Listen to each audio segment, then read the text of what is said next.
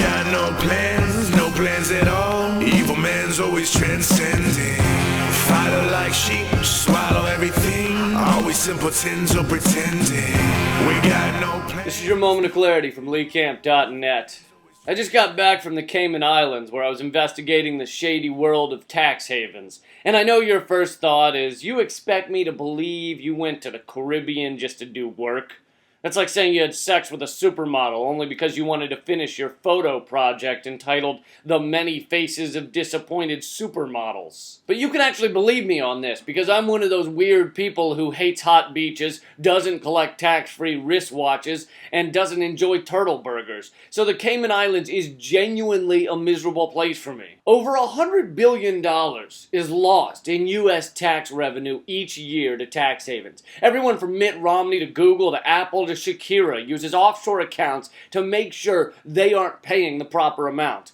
But the term tax havens sounds a little too friendly, a little too polite. Really, what these corporations and dick faces are avoiding is contributing to the society that made them possible. It's a big fuck you to the invisible hand that fed them. So let's stop calling it a tax haven and instead call it a societal contribution avoidance scheme. And instead of an offshore account, call it a fucking trader account. These are traders. These are people whose allegiance is not to the country that made them rich, but to the money itself. $32 trillion. $32 trillion is sitting in trader accounts around the globe, not being used, not helping a soul.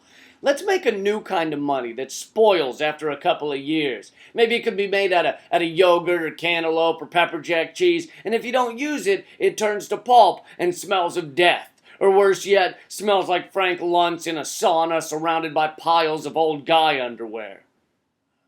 Work on getting that image out of your head. Anyway, I and a small team went down to the Trader Account Central and decided to try and get our own offshore address, because going there and not getting one would be like going to Thailand and not getting a Thai lady boy, or going to the shish kebab place in my neighborhood and not getting dysentery. It just wouldn't seem right. But for some odd reason, the people working in the Trader Account locations and the International Monetary Authority of the Cayman Islands were not happy to speak to us on camera. We heard "turn that camera off" more than Sharon Osbourne hears "what exactly is it you do again?" If these trader accounts are supposedly legitimate business dealings, then why so secretive? Why have shell companies and blocker companies? Why hide every detail of what goes on down there? Maybe, just maybe, it's because the traders are trying to cover up their treacherous, treasonous, traiterness.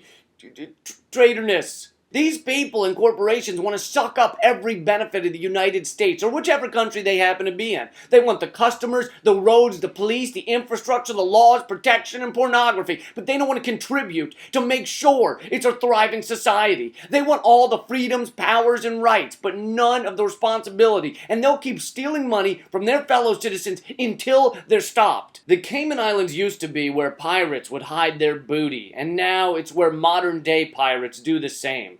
The R stands for Romney and Ryan and other ruthless million and billionaires, and they've replaced their hook hands with laptops and Botox. Romney wants to cut Big Bird in public broadcasting in order to save the mere $167 million it will receive in the coming year. He could get 600 times that much by closing the trader accounts that he and his friends enjoy.